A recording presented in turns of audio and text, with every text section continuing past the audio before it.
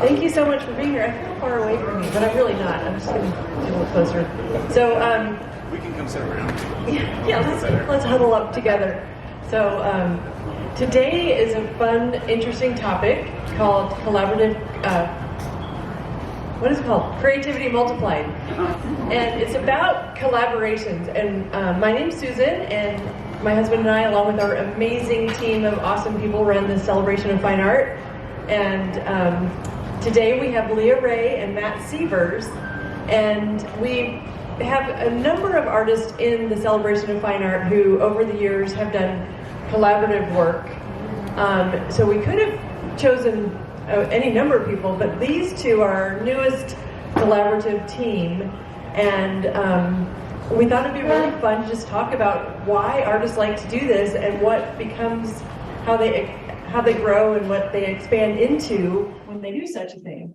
So it should be an interesting conversation about so many things. And this morning at our artist meeting, we were talking about the whole idea of collaborating is kind of what the Celebration of Fine Art is built upon, is really bringing people together to expand their creativity, to share their work with others, and to make each other better. So it's a great platform and foundation for building on that. So what I'd like to do first is have each of you, we'll start with Leah, give us a little bit of background about you and how you came to be an artist and your unique individual work, and then we'll build into the collaborative work. So Leah? Hi. Okay, this is my first talk, so yay, nervous. I have been painting for ever, a long time, since high school, seriously, and in college got my BFA in painting from Arizona State University. But painting for me has always been kind of a safe haven and a harbor for me emotionally, and to work through just ideas and thoughts and things that I couldn't really put words to. So I've always wanted to create landscapes and nature inspired pieces that can offer joy and solace and comfort to the viewers and the collectors. So that's kind of in a nutshell what I do. I like joy, solace, and comfort. Excellent, thank you. Matthew Sievers. I started at a really young age as well, with my dad being a professional artist, Gregory Sievers, who is also here at the show, right down the hallway over here. And I was also trying to express myself at an early age, and it's kind of interesting being a, kind of rowdy kid. I was doing fairly violent, like comic book scenes of action heroes, and it's one of those things that as a kid you love to hear some praise, like, "Ooh, you're doing so well at that," and it makes you double down and practice and push it. And my dad was always really this phenomenal teacher, like phenomenal, because he would look at a drawing or something I was doing, and it wasn't paint like me, do this like me. It was like, "Oh, I see what you did. I see what you're doing here," and encourage me to push that. And then if it was a critique, it's like, "Well, this piece could use more cool tones," or "What if you did this?" and paint over it. And then I would like make the connection and see this palette is so much better without a brown here. If I've gone red, the whole thing warms up, for example. Or composition. And composition is such a huge part of art. I would say it's the number one thing to me is composition. And when I look at an abstract painting, I'm pretty critical, because for me, focal point, movement, and where it leads your eye is so important in an abstract piece. And one reason that we have always been interested in the collaboration is really, I'm just going to say collab because that sounds cool. In the collab, we have worked with designers together and started talking more about each other's work, and we both really appreciated each other's work. So it's interesting. This entire show is like art camp. And you develop relationships with artists who you love all the critiques, but sometimes you're a little bit more like, oh, I don't know if I agree with that. And you'll go talk to another artist. And the fifth person is like, yeah, they're right. You need to agree with that. And they're like, okay, fine. But you find voices that you really relate with.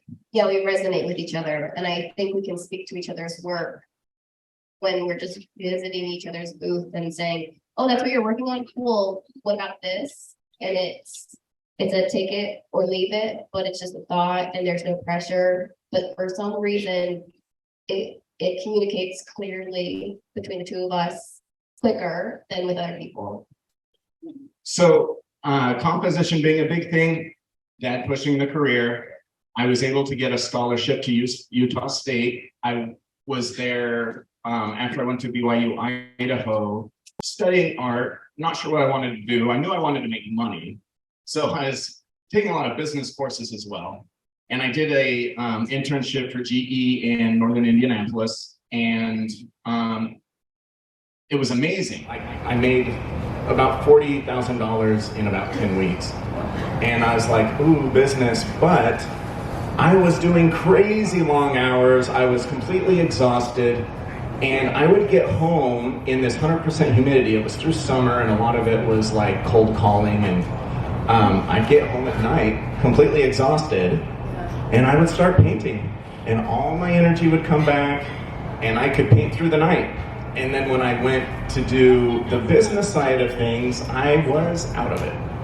And I realized art was part of me. It was something that was going to make so I wasn't ever tired, even if I paint 16-hour days or frame the pieces for this wall in the last 2 minutes. It's rejuvenating, it really is, because I do the same thing. I paint from 12 at night to 4 in the morning. Oh, I don't. No, remember that time we repainted the nursery and we were up all night? We've got to get the pink out of this room. I had a really cool opportunity. I did not have a lot of strong pieces, but my dad had a really strong name and following here in Arizona. So he suggested I take the money I earned working that summer job and he would match it and we'd open a gallery here in Old Town. And I put my work on the wall and I was like scared and timid and they took off and I realized, oh, people like what I do. And I realized you can explore your medium, your art, your creativity. If it speaks to you, if you don't feel like you're just decorating with art, if you put your heart into it, it will speak to people because we have a lot in common and it won't speak to everyone, but someone will see that and it may even bring them to tears where I just think it's the best thing I've done. And I've had that happen many times. I know you have as well. It's amazing. But we ended up closing the gallery and I show in other spaces now. But Celebration of Fine Art is my celebration, it's my baby. I love this show. Yeah, this is our home. I mean, this is the only show I do, and this is all I do, so. We keep you busy all year round, don't we? Yeah. So there's so many things that you can spin out here. So not only is creativity multiplied by working with one another, creativity multiplied over the years of you two being artists and everyone in the tent.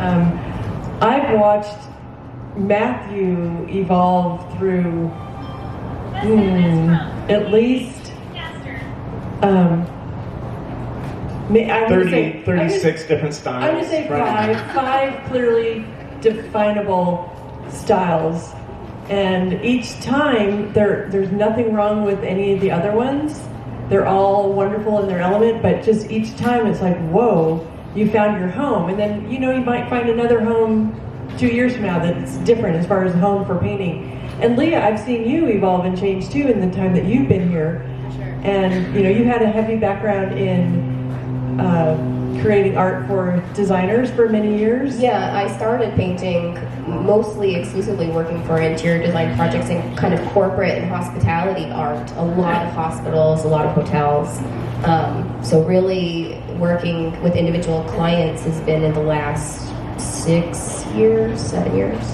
So one of the greatest assets that each of these artists have, and again, many of our artists here, they have incredible listening skills and skills to pay attention to what people respond to. And you know, you've done that with your individual works of art, and then they told me last year, and we're going to dive into the techniques and how you're doing it, but Leah told me last year, oh, by the way, there's the great teacher, Greg Sievers, father of yes. And what a blessing to have that, because what I like what you said about your dad critiquing is he wasn't critiquing his ideas or the subject matter. He was literally giving that fine-tuning of the art process, or the, you know, like you said, the balance of color and composition. And composition is something that most of us don't even think about when we look at a painting if it's done right. The time you notice composition is when it's not done right. Yeah, if something's Right? broken about the painting, Yeah. you'll notice it. Yeah. But the design, the way that the composition is done is to direct your eye and to invite you to a certain part of the canvas or the sculpture. So that's critically important. But so Leah said to me, like, oh, go ahead. Just while we're on the subject of composition, I wanted to cover a couple things, then we'll move on to something completely different. Okay. So this piece was one that, Wait, look at you in like real clothes without paint on them. I can't get paint on my clothes right now. I just wore all black so you guys can't see the paint. So an interesting thing with the collaboration is oil paint adheres much better to an acrylic base. Almost all oil paintings are on an acrylic. A white canvas is acrylic gesso. So honestly, every oil painting has an acrylic foundation. And these have longevity because the way we decided was, you've got composition. Yeah. Well, because archivally, I have to go first. I'm all acrylic. Archivally, everything that I do has to be underneath Matthew's work. Yeah. So as we're saying composition is key, do know I was flattering her abilities. She has a great eye for composition. It's one thing we've always been able to look at each other's work and critique, and we're right there with each other. So this piece, I actually worked on this some today. I'm going to stand over here so that speaker isn't blowing me away. I love the composition in this. Some of them are more obvious with lines that are leading you in. This piece, it is a wall of desert plants that will... Oh, you're fine. It's a subject matter that is prickly, and it's a wall of them. It's an interesting subject matter as far as drawing the viewer into the piece. Like, how are you going to do that? So, what we did was, mostly, this V shape. You know how you'll have a road or a river that has a vanishing point? It comes to a point. These shapes pull you in, and then the golden mean is if you divide a canvas into thirds and pick one of those intersecting points. This is the main, this is like the belle of the ball, the leading flower is on that golden mean. And then the spines, we've used them to stay in the majority in this angle to bring the eye continually to that space.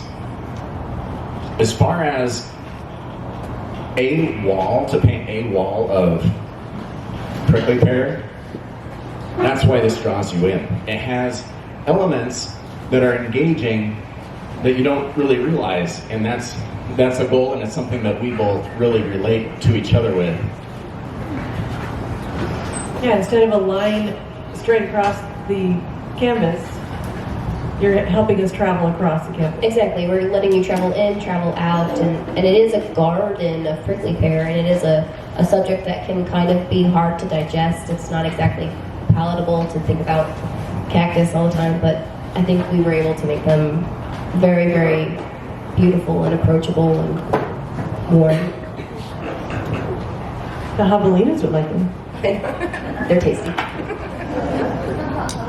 So I'm going to backtrack a little bit. So why did you two decide that you should To work together? collaborate together?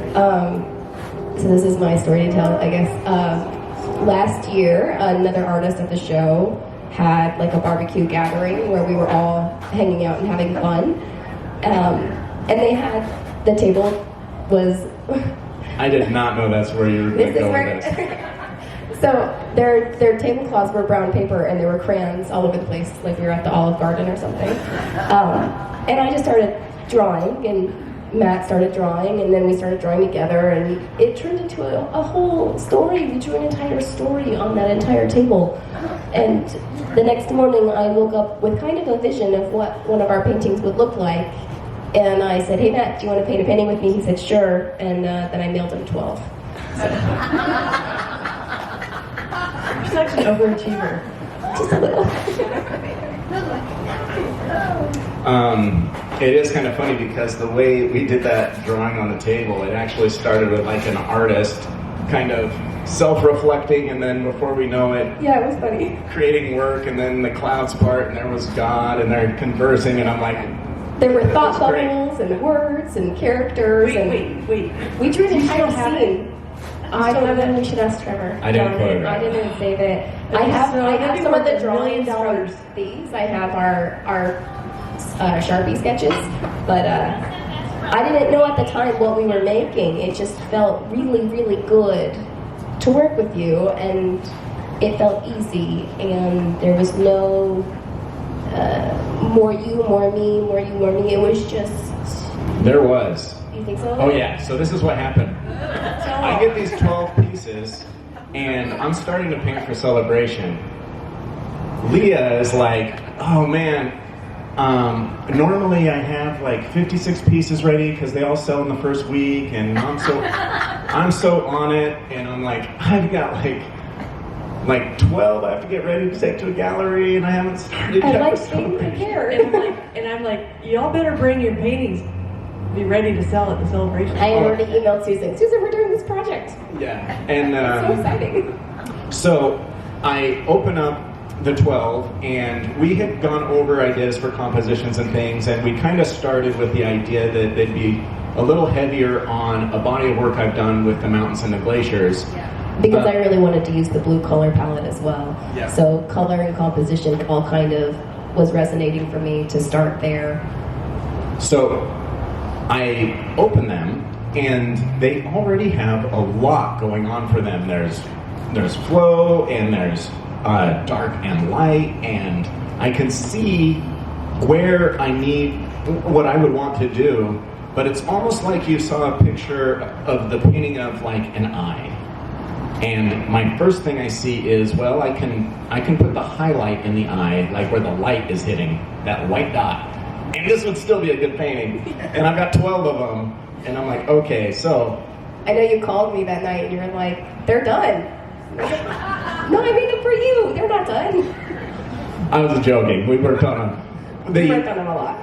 But I probably did 3 the first day, and this is, so what was interesting was my thought was already, so much work already went into them, I didn't want Leah to feel like I'm shirking. So when I started painting, the first couple, I felt like I had to cover as much area and have like my time investment, and they turned into my paintings. Yeah. They had a little too much Matthew Sievers, and it's because I wanted to show some love and say, look, I'm taking this serious. And then as soon as they were done, I stand back, and it was a very clear wrong. A little too much Matthew? Too much Too much Matthew, Matthew. yeah. And it wasn't until we had gone back and forth, and I apologized that that's what I was trying to do, something good. I wasn't upset. No, you weren't. And it was later that we started finding that balance, and that, like, the poppies, the prickly pear, all of these are now so well balanced. I think so, and I think part of it was it kind of being my idea to begin with. I think I had a clearer vision the entire time of how it would go and what it would feel like, and I was holding on to this idea in my mind, you know, and I had to kind of catch you up to where my heart and my head already were existing. And so we had to have a lot of conversations about, like, ultimately the goal is to make things that are beautiful and full of love, whether that's, you know, I spend 50 million hours and you spend 50 hours. It's as long as the intention is there to make something amazing, then it'll be. And I came down to Arizona in the fall, and we were able to sit down and actually work together and draw out ideas in her studio, which is beautiful.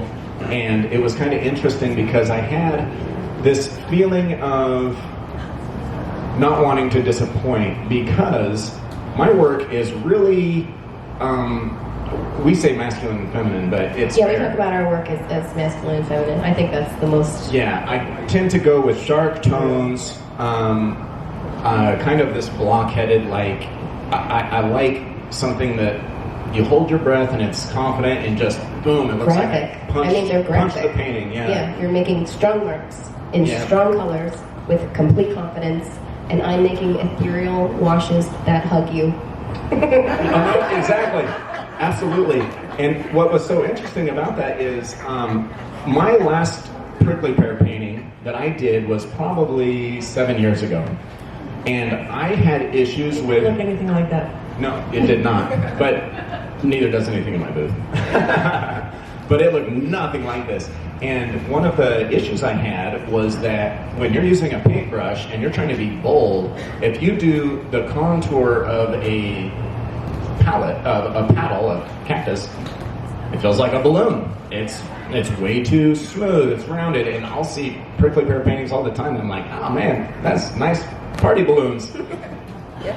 Her natural way that the paint flows gives it such an organic edge, and it's so easy for me to use palette knife and my kind of bold application next to that it has a cactus, an organic feel to it. Well, yeah, hopefully all of my foundational work just makes a home for you to live in on each piece, right?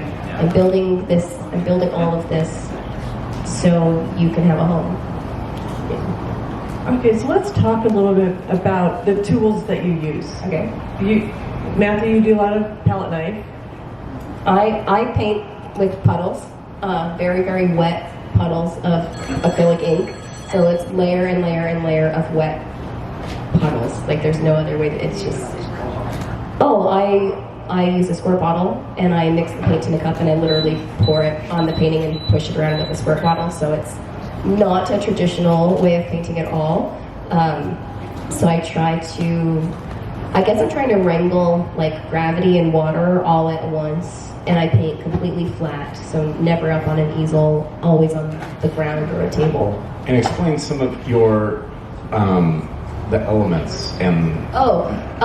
So I use a lot of kind of natural, in a way, materials. I use a lot of gold leaf, silver leaf, white gold, which are made from elements. And then one of my favorite paints to use is micaceous iron oxide, and that is literally ground up mica into an acrylic additive. So it's sparkly, and I mean, talk about the feminine and masculine again. Everything I use is metallic and sparkly, right? And it's like, give me some gold, give me some mica. So yeah, I use a lot of, I guess, kind of grounding, in a way, materials, like really bring you back to the whole idea that they're landscapes. So we have palette knives, we have paint brushes, and we have puddles. And squirt bottles. And squirt bottles. Okay, I love it. I love it. And yeah, I love the sparkly. Who doesn't love sparkle? I know, come on. Yeah. So and you use. Yep, to continue the thought, it's interesting that puddly, it leaves an organic edge, it's very transparent, it has a lot of bleeds, and oil paint has a really interesting element. It's that the thicker it is, the oil and pigment separate as it dries. And in that process, you can take like a white, and white is ideal because it's the most reflective. But if you imagine having a white sports car and you wax the hood with several layers of turtle wax and you pull that into a dark garage, that waxed hood is gonna pop in that garage. The whole car's white. The hood has the oil and the wax on top, and oil paint has that element. But what's interesting is all of my metallics reflect light as well. Exactly. Particularly the gold leaf.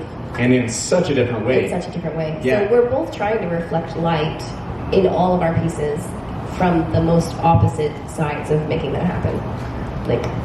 So for example, that glacier piece right behind Susan, there's a strong gold metallic on the left side and a very thick white oil paint this mark is white on the right. gold. This is 12 karat white gold right through here. And under light, or actually when there's like no light on it, it'll reflect very, very well. And then Matt's got this really thick white oil next to it. So we've got our two most reflective areas pinned right up against each other. So and the interesting thing about it is that painting to the people on the right side of the room are saying something completely different than the people on the left side.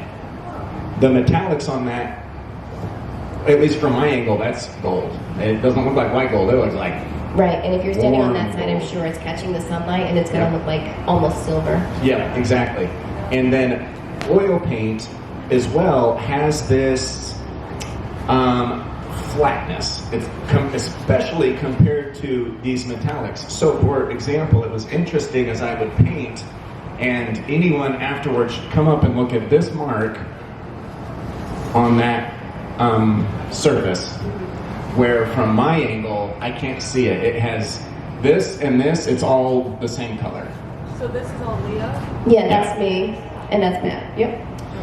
So it was really interesting working on it. I was constantly rotating around to the right and to the left because I would match a color and put it on there. And then it wouldn't match. And it wouldn't match if I stood at a different angle. Well, I never said it would be easy. But very interesting. Collaborations are never easy. Never. But always worth it. Wow. And then some of the tools I also use, I really love mark making. I call it mark making because the brush is always king. You have so much control. So many painters want to reach for the brush. However, I like to avoid it as much as I can for a couple reasons. One, I think about my painting as I do like a symphony or maybe even a rock band that is heavy on the electric guitar and the vocals. And then Pink Floyd brings in this orchestra on a track, and it's like so good. But the orchestra brings in this huge bass drum, and it brings in little violins, and you hear that triangle note that's like, ding, and you've heard this song 100 times, then you finally listen to it in stereo, and you're like, whoa, where's this triangle coming from? So I like to use tools that are really sharp. I'll scratch into the paint with like the back of a razor. I'll use a brayer, like a roller for screen printing, for shirt making and all of that. But it adds so much variety. Yeah, my favorite marks you make are the subtractive ones, where you're taking your spreader and you're removing paint from the piece, which I can't do. It's like not possible with the puddles. It's all additive for me. So adding the subtractive nature is like amazing. That's how these a lot of these stems were made. Some were in the sketch, and you'll have to stand to see this. It's kind of high, so you're going to see a lot of glare out there. But to get to use a roller, create a veil of paint, create atmosphere, and then to subtract to bring those stems out is really a fun. It makes your eye travel in and out of a painting. Well, and you were able to do the subtractive marks and the poppies as well, because I made a lot of the floral blooms first, and then you're adding on the blues and everything, and you're having to pull back to reveal my petals again, which is nice, right? It's like I'm working on top of you, and then I'm gonna save you. So, yes. It was kind of funny when we first did the poppies. I'd said, it feels a little heavy, mountain, and that's, a big part of my sales. I don't want them all to be mountains. Let's do some other stuff as well. What about prickly pear? What about poppies? And I used to paint a lot of florals. And I went to the studio. This is one of my favorite moments. Well, Leah had prepared a piece on the flowers, and I was like, I don't know what Yeah, you didn't like it at all. I had painted poppies, and you were like, no, sorry. But she had like 6. It was 6. I had painted 6 small, they were going to be landscapes, they were clouds. But you took one look at them and you were like, these are flowers. Yes. It's like, they're clouds, man, they're clouds. But it was the perfect opportunity for me to point out where she would use texture in front of a cloud. Yes. As the cloud gets closer, and then leave a dark space that was land. Well, and I think what was great was that you saw something that I was just doing naturally, like innately. This was a project that I was doing outside of our work, and I was feeling confident in that moment, and I wasn't feeling confident in the poppies that I was doing for you. And so you kind of gave me back my power in a way when you were like, trust yourself. These that you are doing without overthinking are what are good. Like, this is what I'm attracted to. Let's make more of this awesome stuff. So we took a canvas and we just started drawing. I still have it, yeah. Oh, We pulled out our Sharpie markers, and Matt was like, okay, I'm gonna put a flower here and a flower here, and then I was reaching underneath him, and I'm like, well, then I'm gonna do this here, and I videoed part of it. It's precious.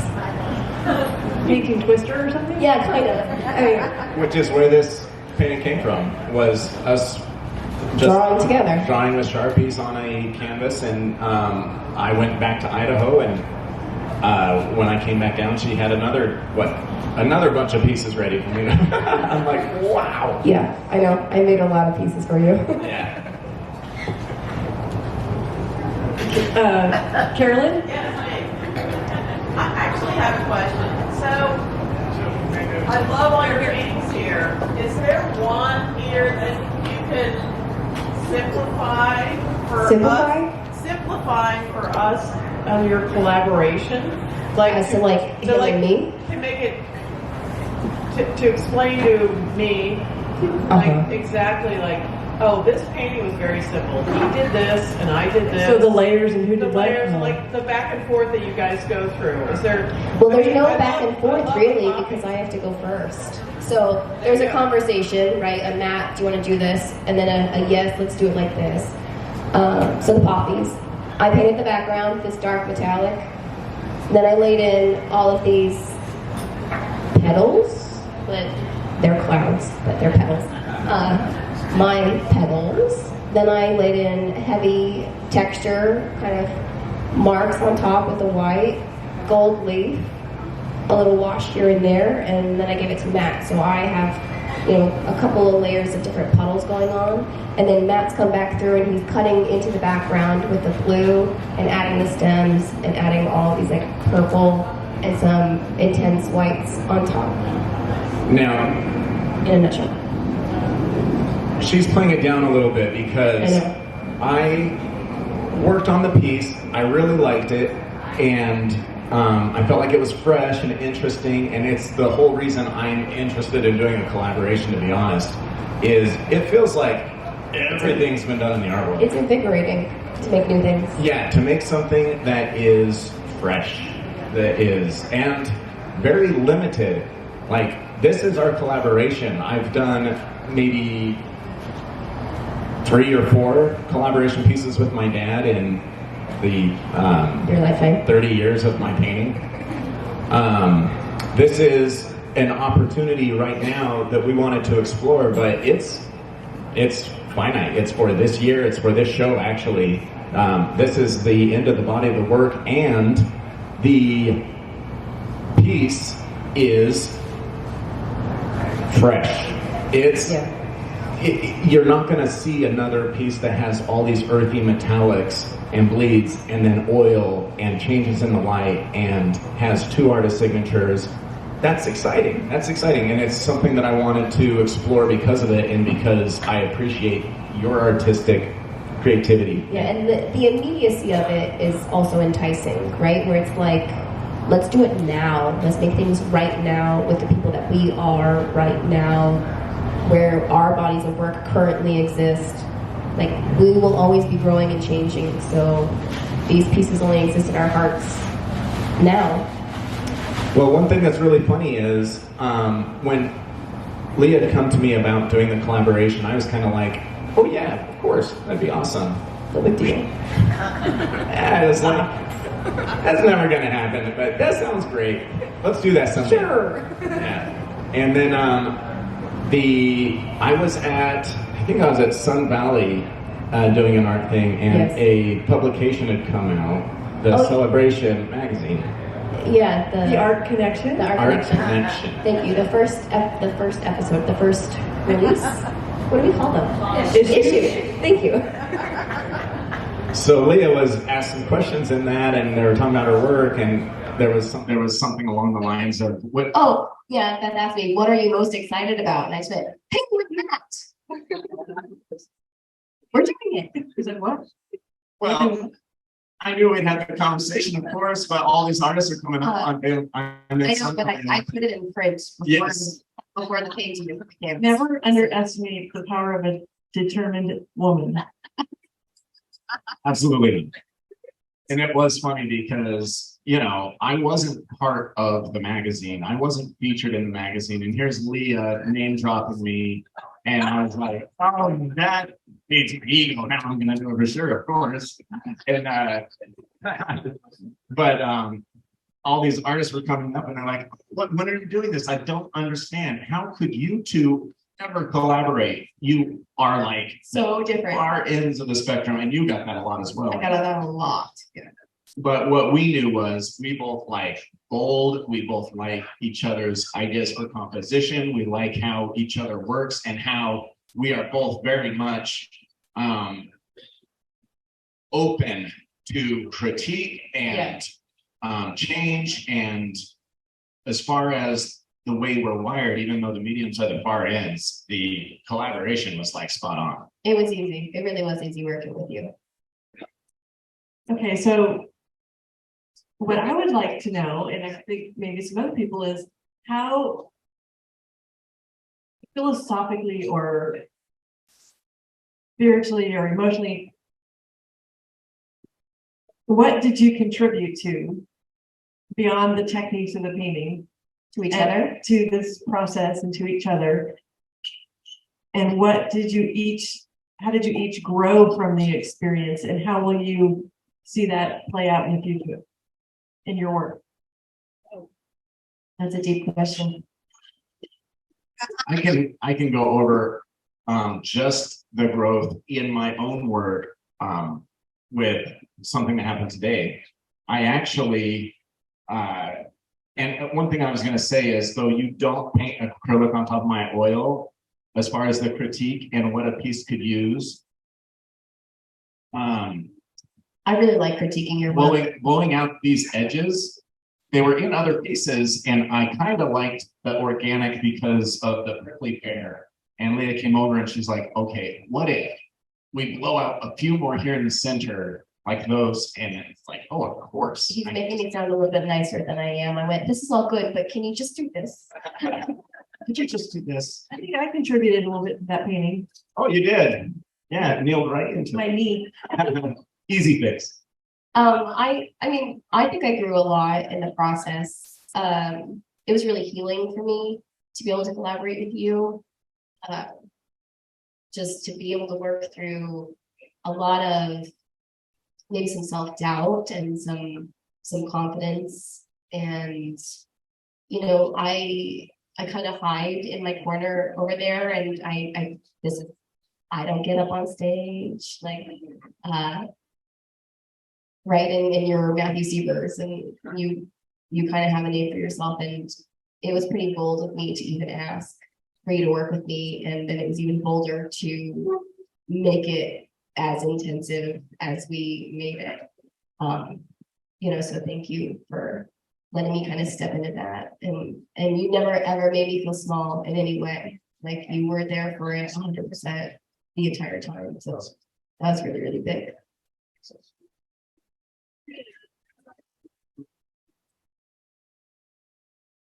There's been so many hugs in this collaboration. I'm like, Tears. And they're not a couple. No, They're creative. They are a creative endeavor, creativity multiplier. Yeah.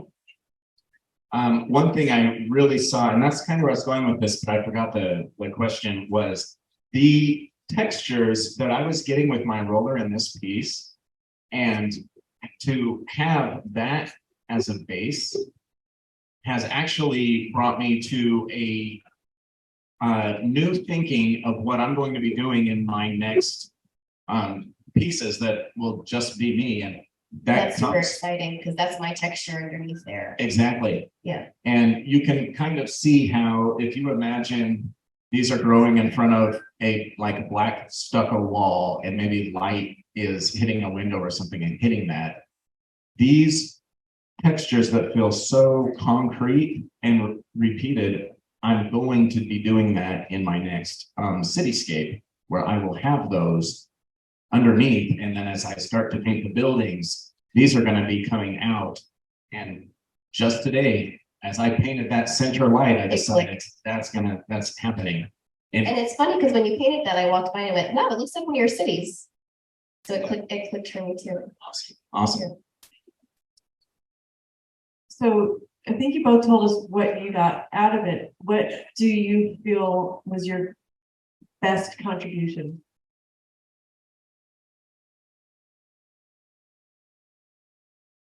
Well, Leah right now All of it. has several pieces that have sold in Blue Rain Gallery that we had collaborated, and there's still some there, but that happened from those original 12. And what's funny is in the fall, Blue Rain Gallery, so Blue Rain Gallery is like my baby, the side celebration. But as far as galleries, it's one I'm really proud of. And they actually were opening a space in Durango. So the gallery director contacted me about Durango, the amount of walls they have and what they wanted to push, that they wanted small pieces. I was like, oh, yeah, I'm paying for a celebration. Okay, yeah. And I just happened to mail you 12 small pieces. yeah, mail me 12 small pieces. And I showed up to their gallery with a piece that was 4 feet by 8 feet, 60 by 60, 36 by 72. And all my 12 by 12s. Exactly. And the director's like, what are you doing? I'm like, yeah, I know I said small. I remember now. And I just can't help myself.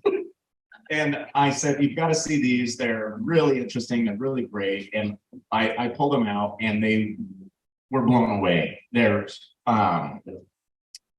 thrilled, and they took all of them. And that is in their space that opened like January 15th-ish in Durango. Absolutely gorgeous. But that gallery is, how would I say this? It's kind of my like feather in the cap. They do so well. They have so many connections, and they are killing it. Well, and that's hopefully going to open a door for me, which is amazing. Thank you, man. I don't know. I think what we contributed is just, I think, kind of joy. Like, truly, honestly, I think we made beautiful things. And would you recommend to other artists To do a to try collaboration? stuff? Yes. Yes. Resounding yes. Deanna, do you have a question? I do in my own. You're on. I hear you. I just want to know whose booth do you hang these in? Currently, neither. They were up by the office, but hopefully soon in my booth because I'm having a really good show. I am too, but I painted all of these this afternoon. Not really. Not I'm really. joking. I'm joking. But I do paint quickly. We both actually paint fairly quickly, which is a big part of being a professional artist. There's if your price structure doesn't match your output, it's really hard to be a professional artist. And I'm sure all of you've walked around and seen something an artist was working on, and then you come and get lunch and you go back and you're like, wow, that's like so much progress.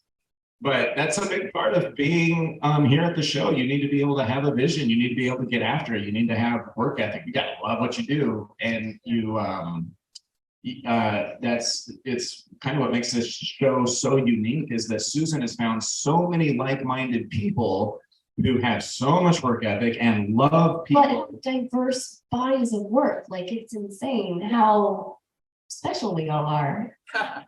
Thank you, Susan. And it is interesting though, because in the art world, I know a lot of artists who are waiting for inspiration and then they don't come out of bed in time, and then the day's gotten away and they remember they had to go to the DMV, and then I'm like, what'd you work on today? And it's like, I wasn't able to get any done. I don't know, I feel like the creativity flows. There's a hurdle of commitment and motivation, and once you get over that hurdle of commitment and motivation, the creativity happens. Just get in the studio and work, and the good work will follow. Yeah, absolutely. Like 100%. if I'm not in the mood to paint, that You better needs go framed, paint it. that needs varnished, Instagram post needs made, and if I do those three boring things, I'm like, I just want to paint. Exactly. Action precedes motivation. Right. Right. Best way to get started is to Get started. Yeah. So yeah, and I like what you said about it is a business. It's your life, it's your gift, but it is a business. So like taking some of those concepts of how to make sure you are creating what your audience wants and what can move, and that you've got the variety of sizes for all of us that might not have walls that need a 72 by 72. I really like working small. Yeah. I think that's part of what makes us as viewers and collectors excited too, is that we can see the same concepts of composition and color and where the eye is traveling in all different sizes. So I think you really do master your craft when you're able to scale it without losing the dynamics that go into making it a great painting. Absolutely. And I think the small ones need to feel just as special as the big ones, and there's no lack of love poured into the little ones. They're just as special. I'd say they're more special because I agree. A small piece, to get the emotion, you're having to get a smaller tool to. Right, it's harder to convey everything you want to convey in a 5-word sentence than in a novel. Right, where a big piece, I can get away with big passages of negative space, big tools, and the small pieces, to be honest, there's almost a little bit more of a labor of love there. Like if someone wants a small commission, that is more, the artist is giving up more. Any artist is giving up more of themselves to work small, and it's a wonderful thing. You want to paint small, you want to explore what it is. Like a little scratch says something in a small painting. Yeah, one mark speaks volumes. Yeah. How many of you like having a collection of little pieces? Yeah. They are little I tiny. can afford one. Yeah. And you can fit them in a suitcase too with our bubble wrap. So are there other people who have questions that might be what everyone else is wondering? You have the microphone? Yes, please. I just wanted to say that I found it very interesting today. I was walking by Matt's studio, and Leah was, you had the table, and Leah was working on top of the table, and Matt was underneath the table Yeah. painting. And Did you get a picture? I should have. I wish I would have. Thank goodness. That was very interesting. Thank you for letting me see something so fascinating. You're welcome. So Cirque du Soleil art creation. Yeah. We grew close. It's the totally immersive experience you'll never have anywhere else except for here, when you can walk around and see such things happening right before your eyes. Yeah.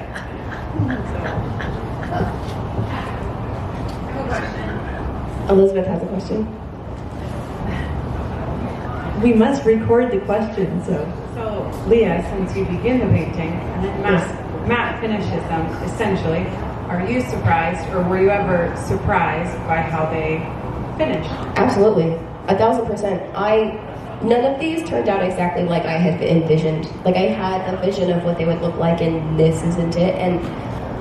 But I'm pleasantly surprised, right? Like, this is so much better than I could have imagined, and I think that's where the growth and like the kind of the learning comes into it, is when you were able to take something and push it further than I ever thought it could go, and see things in my work that I don't even see.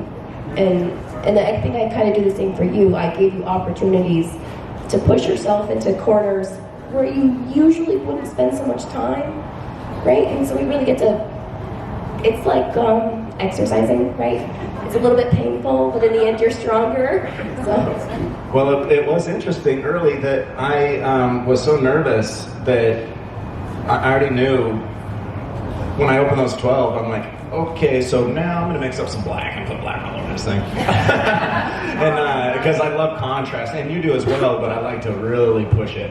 I love contrast in dark to light, thick to thin, sharp, like geometric razor sharps against like even horizontal, vertical, organic. If there's an organic edge, I want something that's so sharp that it makes where the edge goes messy to have its own voice. And as I was pushing that, I brought those pieces, and Leah, I was so worried you were going to be like, this is just like going the wrong way. And it wasn't at all. She very much was positive. It was a little bit different. What if we do this on the next piece? But what she drove home was, don't worry about it. I love what you do. You do you. You have fun. Whatever comes out of this, if you like it, I'm gonna like it. Well, that's the thing, is I want to work with you, Matt, not with myself, right? Like, I can art direct you all day long, and it would be the painting of my visions, but what fun is that? Yeah, and it was a very, very fun process where it was starting at a point that I normally wouldn't, on textures I normally wouldn't, with palettes I normally wouldn't. Yes, with and colors and white and all the that. things. Yes, Yeah. So you had a great amount of trust. Okay, we have a question. I've enjoyed art through the ages, and this is the first discussion I've had with the idea that it's collaborative art, and both of you have, invested some time in each artwork. yes. And how many times have you had this type of collaboration in this space over there, and also on a scale of, national? Does it happen often, or not at all? I don't think so. So here at the Celebration of Fine Art, we have had some fabulous and unexpected, amazing collaborations, one of which was Greg Sievers, Matt's father, and Carrie Henry, who Oh, yeah, those were beautiful. in a million years I never would have thought, oh, Carrie and Greg. And it came about, the other part of that collaboration came about from a collector, Mr. Valentine, and we talked about that again this morning. Every Friday we have a meeting with our artists, and one of the magical things about the Celebration of Fine Art, beyond the great art and artists who can make a phenomenal living and collectors who can fill their walls, is the kinds of things that happen here. And this collector, Mr. Valentine, was a creator, I guess. I mean, he was a venture capital guy, and he helped create by funding things that all of us take for granted today. And what he loved about that was helping people incubate their ideas. So when he started coming here, he did the same thing with the artists. He would literally kind of partner with artists on projects. And all of a sudden one day, he was a huge opera fan, and he loved Greg's. In fact, Greg really introduced Mr. Valentine into the world of buying original art and educating him on that value. And I think he loved the romanticism. You can come up, or Beth, if you want to take the mic over. He loved the romantic side of Greg Sievers, and he loved the textural work of Carrie Henry, who at the time was also a little bit more romantic in his field. But next thing you know, he's commissioned them to do a series of 17 opera posters where you can tell what you had to do. The thing about that story is he and I were talking, and Hold that mic. It may not even be on. is it on? Yeah. Okay. The fun thing about that story is he and I were talking, and he said, "Wouldn't it be great to do an opera series?" And I said, "Yeah, that's great. Let's do it." And Carrie and I will do it. So then I went to Carrie and I said, "Carrie, you have the opera background. Your mom was an opera singer. You build the basic structure, then I will make it sparkle." And so when we brought them to Don, he thought he was going to see half of my paintings and half of Carrie's paintings. And when he saw what the two of us came up with together, he was blown away. And again, it was Carrie would do like the foundational texture carving, if you will, putting the underpinnings in, and then he would ship them from Utah to Idaho for Greg to finish. And Carrie never saw them till you brought them back to the show that next year, and we had a big unveiling. And then 2 years later, Mr. Valentine commissioned them to do a whole Broadway series, so they did it all again. And the great thing we had together was that I think not all artists can do this, but to recognize what the other one brings to the table. Yes. And value that, and not paint over it. And then you create this beautiful thing together that's far beyond what you've ever done yourself. But I do think that collaborations, this celebration in particular, offers a really unique venue for the collaborations to really come to fruition. Like, although they're not terribly uncommon out in the art world, here particularly they are more common just because we are all here and we get to spend so much time with each other, and it's very immersive in each other's work and in each other's lives. And this unique environment is what really lets all of this be born. It's a little bit of an incubator. Yes. And we see it, Diana Ferguson and Tony Barbano collaborated on some jewelry pieces together. So we have seen it play out over the years in a variety of artists. And I think kind of what we've talked about here is it elevates each individual and everyone together when that kind of collaboration happens. And this is my first real true body of work collaboratively, actually. So thank you. Good question. And thank you, Greg, for, I mean, that was a life-changing experience, I would say. Yeah. Collaborations can make you stronger. But the key thing in all of these different opportunities that we've seen is the trust factor is huge. And I think many artists are not as confident, and even though you said it helped grow your confidence, many artists who are not confident in themselves already may shy away from something like this because it does challenge you, and it allows somebody else to peek in and see the depths of your. It really doesn't. It's quite scary. I mean, I was definitely having feelings of like, oh goodness, what did I sign myself up for? Matt's going to see these paintings and I don't think they're done, which means they're not good enough. And I had to really kind of, we're doing it, so here you go. And trust the process and know that, no matter what, you're going to grow from it. And I think that's, again, one of the great things about what happens here is that we see the growth constantly, and you don't always get to witness that in any creative endeavor. Like, you don't get to see the practice that goes into the ballet or the opera or the symphonic thing, but here it's kind of all right in front of everybody. So So very good.